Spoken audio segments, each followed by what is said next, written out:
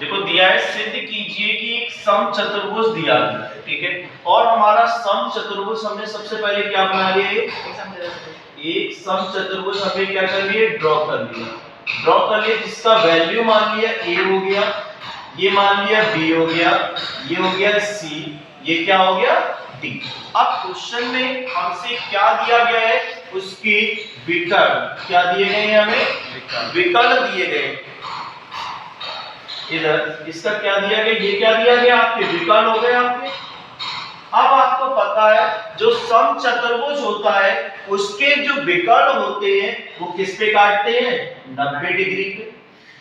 ये बात आ गई समझ में। इसको हमने O मान लिया, 90 का मतलब क्या होता है, 90 डिग्री होता है। तो समचतुर्भुज का हमने देख लिया कि समचतुर्भुज, अब हमें गिवन क्या है, क्या क्या दिया गया है, एक समचतुर्भुज दिया है, क्या दिया गया है, क्या दिया गया है हमें, एक क्या दिया गया है, समचतुर्भुज। तो समचतुर्भुज में हमें एक बात पता है, समचतुर्भुज की क्या बात पता है, इसकी सारी साइडें क्या होती है, समान होती है। इसको हमने क्या मान लिया, ए मान लेते हैं, मानो या ना मानो कोई दिक्कत नहीं। समचतुर्भुज हमने क्या दिया है, ए बी सी डी, समझ में आ गया। और समचतुर्भुज में हमें ये भी पता है कि इसका जो एंगल होता है ए ओ बी कितने पे होता है, 90 डिग्री पे। और क्या करते हैं, एक दूसरे को समद्विभाजित करते हैं। समद्विभाजित का मतलब दो पार्ट में क्या करते हैं, काटते हैं। ये बात आ गई समझ में। तो हम यहां से क्या लिख सकते हैं, AC इज इक्वल टू, क्या लिख सकते हैं, देखो AC का आधा करेंगे तो ये क्या आ जाएगा, OA आ जाएगा। AC का आधा करोगे तो क्या आ जाएगा, OA आ जाएगा। कोई दिक्कत यहाँ पे नहीं होगी, ठीक है। तो हमें त्रिभुज मिल गया, क्या एक त्रिभुज क्या मिला, OAB, क्या मिल गया हमें त्रिभुज OAB। या क्या लिख सकते हो यहाँ पे, ये भी लिख सकते हो क्या, AOB में।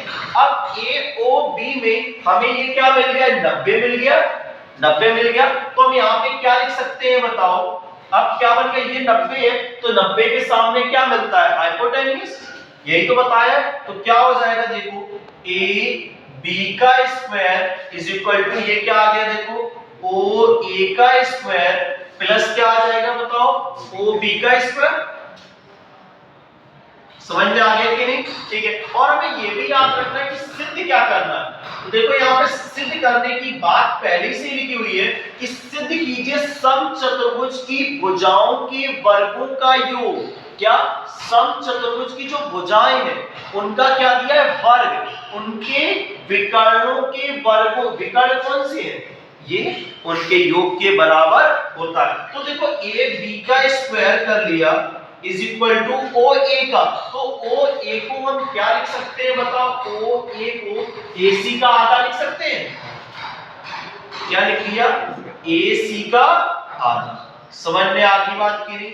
अब देखो ओ बी दिया, ओ बी कितना दिया गया हमें, देखो तो ओ बी को क्या लिख सकते हैं यहाँ पे बताओ, ओ बी को बी डी का क्या लिख सकते हैं, बी डी का आधा लिख सकते हैं। तो यहाँ पे क्या लिख लिया, देखो बी डी का हाफ कर लिया, इसका क्या कर लिया हमने, स्क्वायर कर लिया। अब स्क्वायर कर लिया है तो देखो ए बी का स्क्वायर बराबर क्या आ जाएगा, ए सी की स्क्वायर का पावर 4, ठीक है।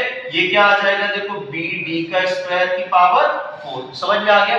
4 का इधर मल्टीप्लाई कर देंगे एलसीएम लेके तो क्या आ जाएगा बताओ, 4ab square is equal to AC square plus BD square. अब हमें एक बात पता है, जब सारी साइडें इक्वल है तो हम इसे 4 बार नहीं लिख सकते हैं। देखो कैसे, AB का स्क्वायर प्लस 4 बार लिख सकते हैं, AB का स्क्वायर, AB का स्क्वायर, AB का स्क्वायर। देखो 4 साइडें हमारी, तो 1 2 3 4 बराबर क्या लिख लिया बताओ, AC का स्क्वायर प्लस BD का स्क्वायर। अब देखो 4 साइडें तो सारे समचतुर्भुज में सारी साइडें इक्वल होती हैं, तो यहाँ पे हम क्या लिख सकते हैं, AB का स्क्वायर, AB की जगह पे क्या लिख सकते हो, BC का स्क्वायर। मतलब क्या बताया, AB बराबर क्या आ जाएगा, BC बराबर क्या आ जाएगा, CD बराबर AD। समझ में आ गई? ये सारी साइडें क्या होती है? प्रॉपर्टी होती है। तो ए बी का स्क्वायर प्लस बी सी का स्क्वायर प्लस सी डी का स्क्वायर प्लस ए डी का स्क्वायर इज इक्वल टू क्या आ गया?